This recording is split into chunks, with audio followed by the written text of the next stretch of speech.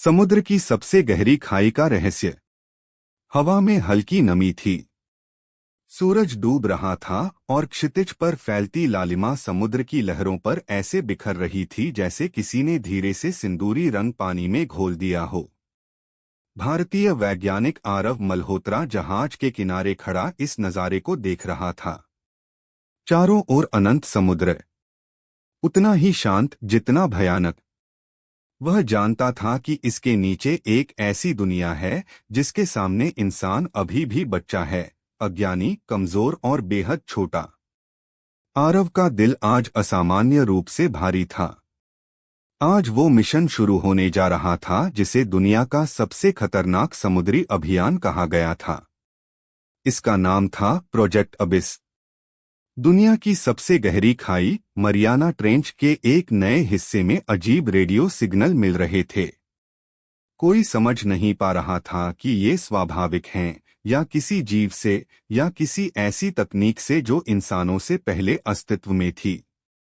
यही वजह थी कि आरव को चुना गया था, क्योंकि वह सिर्फ वैज्ञानिक नहीं था बल्कि एक ऐसा इंसान था जो अज्ञात की ओर बढ़ने से डरता नहीं था।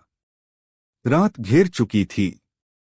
जहाज के डेक पर जहाज का कप्तान, कुछ समुद्री जीव वैज्ञानिक, अभियंता और 2 डाइवर इकट्ठा थे।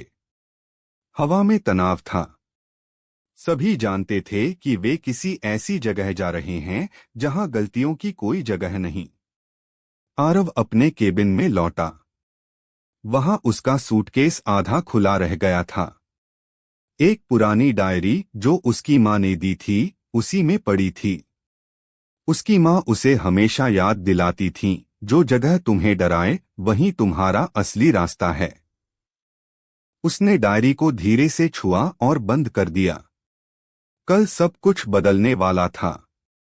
सुबह जब सूरज भी समुद्र से ऊपर उठने की कोशिश कर रहा था, जहाज उस स्थान पर पहुंच चुका था जहां पानी की गहराई दुनिया की किसी भी खाई से ज्यादा थी।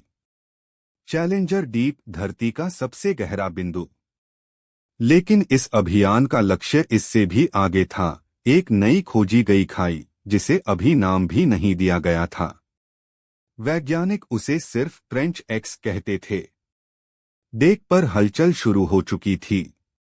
अंडरवाटर सबमर्सिबल नाग एक तैयार किया जा रहा था। यह एक छोटी गोल कैप्सूल जैसी मशीन थी, मोटे ग्लास और टाइटेनियम से बनी। इसकी मोटाई इतनी ज्यादा थी कि गहरे समुद्र का दबाव भी इसे कुचल नहीं सकता था, कम से कम थ्योरी में। आरव अपनी सीट पर बैठा, बेल्ट बांधी और सिस्टम चेक शुरू हुआ। उसके साथ एक इंजीनियर, डॉक्टर ज़ारा हदीद, भी थी, एक शांत और तेज दिमाग वाली महिला जो मशीन को अपनी हथेली की लकीरों की तरह जानती थी। सबमर्सिबल धीरे धीरे पानी में उतारा गया और कुछ ही क्षणों में आसमान, हवा, जहाज सब एक नीले धुंधलेपन में घुल गया। सतह से नीचे उतरते ही शुरुआती रोशनी उनके चारों ओर तैरने लगी, छोटी मछलियां, चमकीले जेलीफिश, रंग बिरंगे जीव। देखो कितना खूबसूरत है, ज़ारा ने कहा। आरव मुस्कुराया। खूबसूरत चीजें अक्सर सबसे खतरनाक होती हैं। कुछ ही मिनटों में रोशनी गायब होने लगी। अब बाहर सिर्फ अंधेरा था। ऐसा गाढ़ा, भारी अंधेरा कि देखने वाले को लगता जैसे वो किसी विशाल जानवर के पेट के अंदर उतर रहा हो। मशीन की लाइट 2 गोल शंकुओं की तरह रास्ता दिखा रही थी, लेकिन जैसा जैसे वे नीचे जा रहे थे, मानो रोशनी भी अपना आत्मविश्वास खो रही थी। 1000 मीटर, 3000 मीटर, 5000 मीटर। अब बाहर सिर्फ काली चुप्पी थी। फिर अचानक स्क्रीन पर कुछ चमका। एक अजीब आकृति, बिल्कुल चांदी जैसी चमक। ये क्या था? ज़ारा ने फुसफुसाकर कहा। आरव ने कैमरे का फोकस तेज किया।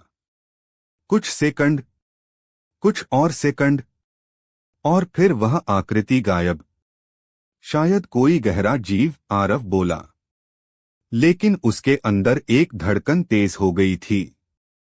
वो जानता था ये कोई आम जीव नहीं था। 8,000 मीटर की गहराई पर एक हल्की कंपन महसूस हुई। मशीन हिलने लगी। इस सीड की जांच करो, आरव ने कमांड दी। ज़ारा ने स्क्रीन पर प्रेशर रीडिंग देखी, सब सामान्य था। पर कंपन रुक नहीं रही थी। ये प्राकृतिक नहीं है, ज़ारा ने धीरे से कहा।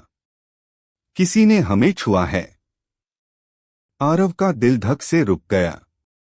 कोई चीज इतनी गहराई में? यह असंभव था। इस गहराई में पृथ्वी के बहुत कम जीव जीवित रह पाते हैं। लेकिन कंपन मशीन की स्टील बॉडी पर ऐसे लग रहा था जैसे कोई विशाल आकृति धीरे धीरे उसके चारों ओर चक्कर लगा रही हो। फिर अचानक अंधेरे में दो चमकते हुए गोल गोले दिखाई दिए। दो आंखें, ठंडी, विशाल और बिल्कुल न हिलने वाली। ज़ारा की सांस अटक गई। हे भगवान! आरव पत्थर की तरह बैठा रह गया। वो जीव जो भी था, नाग एक के ठीक सामने था। इतना करीब कि उसकी सांस भी सुनाई देती प्रतीत हो। लेकिन अचानक वो आंखें गायब हो गईं। इतनी जल्दी जैसे वो थे ही नहीं। हमें वापस जाना चाहिए, ज़ारा ने कांपती आवाज में कहा। लेकिन तभी रेडियो में आवाज आई। नाग एक, नीचे के सिग्नल अब अधिक स्पष्ट हो रहे हैं। हम आदेश देते हैं, खाई के प्रवेश द्वार तक पहुंचें। आरव ने ऊपर देखा। जहाज से आए इस आदेश ने उसकी हिम्मत वापस ला दी। हम आगे बढ़ेंगे। सबमर्सिबल गहराई को चीरते हुए आगे बढ़ता गया। पानी का दबाव बढ़ता गया, लेकिन मशीन स्थिर थी। कुछ ही घंटों बाद वे ट्रेंच एक्स के प्रवेश द्वार पर पहुंच गए, एक विशाल दरार जो धरती पर किसी भी घाटी से कई गुना बड़ी थी। उसका मुंह काले धुएं जैसा था, जैसे अंधेरा खुद जीवित हो और उन्हें निगलने को तैयार बैठा हो। कैमरा नीचे की ओर घूमा। वहां कुछ ऐसा दिखाई दिया जिससे दोनों की सांस रुक गई। खाई के मुहाने पर एक पत्थर का स्तंभ था, लगभग इंसानी ऊंचाई का। उस पर खुदे थे कुछ प्रतीक, ऐसी लिपि जिसे किसी इंसान ने पहले कभी नहीं देखा। ज़ारा ने कांपते हाथों से स्क्रीन को जूम किया। ये तो किसी प्राचीन भाषा जैसा है। आरव ने धीरे से कहा, यह प्राकृतिक नहीं है। ज़ारा ने उसकी बात पूरी की। मतलब, यहां कभी कोई सभ्यता रही थी। आरव का दिल तेजी से धड़कने लगा। अगर समुद्र की सबसे गहरी खाई में किसी सभ्यता का निशान है, तो इसका मतलब दुनिया का इतिहास अधूरा है। उन्होंने सबमर्सिबल को धीरे धीरे और नीचे उतारा और तभी एक और स्तंभ दिखाई दिया। फिर एक और, फिर एक और। मानो कोई विशाल द्वार था। एक ऐसा द्वार जो हजारों साल पहले बनाया गया था, लेकिन अब भी अपनी जगह खड़ा था। अंधेरे के भीतर छिपा एक प्राचीन द्वार। लेकिन इससे पहले कि वे आगे बढ़ पाते, एक तेज झटका आया, इतना कि मशीन पलटते पलटते बची। अलार्म बज उठा। लाइट्स झपकने लगीं। आरव ने कंट्रोल पकड़ा। क्या हुआ? ज़ारा ने स्क्रीन पर प्रेशर रीडिंग देखते हुए कहा।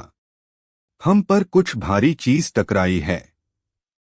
तभी कैमरे में एक धुंधली छाया दिखाई दी। वह वही जीव था, लेकिन इस बार अकेला नहीं। उसके पीछे और भी परछाइयां थीं। कई आंखें, कई बड़े आकार, मानो एक पूरा झुंड था। और फिर एक भारी आवाज आई, इतनी गहरी और जंगली कि मशीन के अंदर तक कंपन महसूस हुआ। ज़ारा डर से चिल्लाई, ये हमें यहां नहीं आने देना चाहते। आरव ने उसकी तरफ देखा और पहली बार उसके चेहरे पर सच्चा भय था। उसने धीरे से कहा, ये खाई सिर्फ रहस्य नहीं छुपाए हुए, ये किसी की रक्षा कर रही है।